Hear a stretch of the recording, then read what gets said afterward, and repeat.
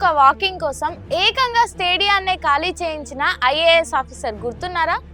Dog lover అని తనకు తానే బిరుదిచ్చుకున్న సంజీవ్ కిర్వార్ మళ్ళీ వార్తల్లోకి వచ్చేశారు. ఆనాడు ఢిల్లీ నుండి ట్రాన్స్ఫర్ మీద మరో ప్రాంతానికి పంపించిన ఈ అధికారిని తిరిగి ఢిల్లీకే రప్పించింది కేంద్రం. ఈ ఐఏఎస్ అధికారి ఇప్పుడు ఢిల్లీ మున్సిపల్ కార్పొరేషన్కే బాస్ అయిపోయారు. పదండి ఈ పవర్ఫుల్ రీఎంట్రీ స్టోరీ ఏంటో చూద్దాం.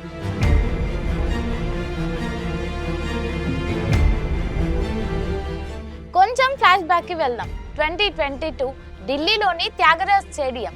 పాపం అథ్లెట్లు ఒలింపిక్ మెడల్స్ కోసం ప్రాక్టీస్ చేస్తుంటే మన కిర్వార్ గారు సతీమణితో సహా ఒక కుక్కని వెంటేసుకొని ఆ స్టేడియానికి వచ్చేవారు.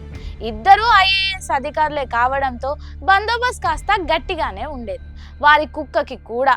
ఇక స్టేడియానికి వచ్చి రాగానే తమ కుక్కకి వాకింగ్ కోసం టైం అయిపోతుందని బయటికి పొండి అని అథ్లెట్లను గేట్ బయటనే నిలబెట్టేవారు.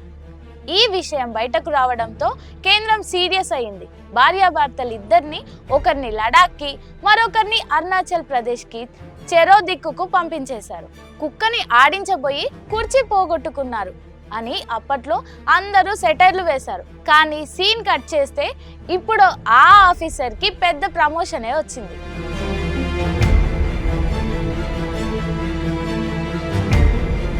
సంజీవ్ 1994 బ్యాచ్, ఏజీఎంయూటీ క్యాడర్కి చెందిన ఐఏఎస్ అధికారి. ఆయన భార్య రింకు దుగ్గా కూడా విశ్రాంత ఐఏఎస్ అధికారి.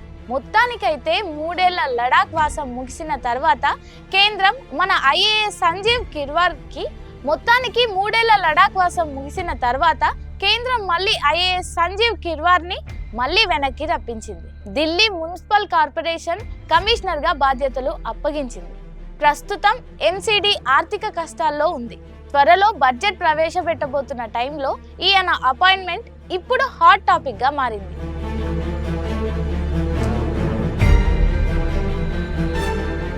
ప్రస్తుతం ఢిల్లీలో వీధి కుక్కల సమస్య ఎంత తీవ్రంగా ఉందో మనకు తెలిసిందే.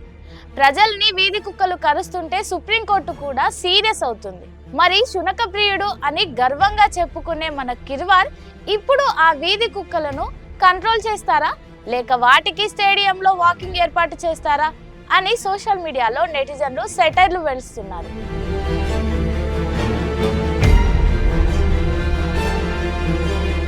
ఏదేమైనా పనిష్మెంట్ బదిలీ నుండి పవర్ఫుల్ పోస్టింగ్ వరకు కిర్వార్ ప్రయాణం నిజంగా ఇంట్రెస్టింగే. అప్పట్లో కుక్క కోసం స్టేడియం ఖాళీ చేయించారు. ఇప్పుడు ఎంసీడీ కోసం ఏం ఖాళీ చేయిస్తారో వెయిట్ అండ్ సీ.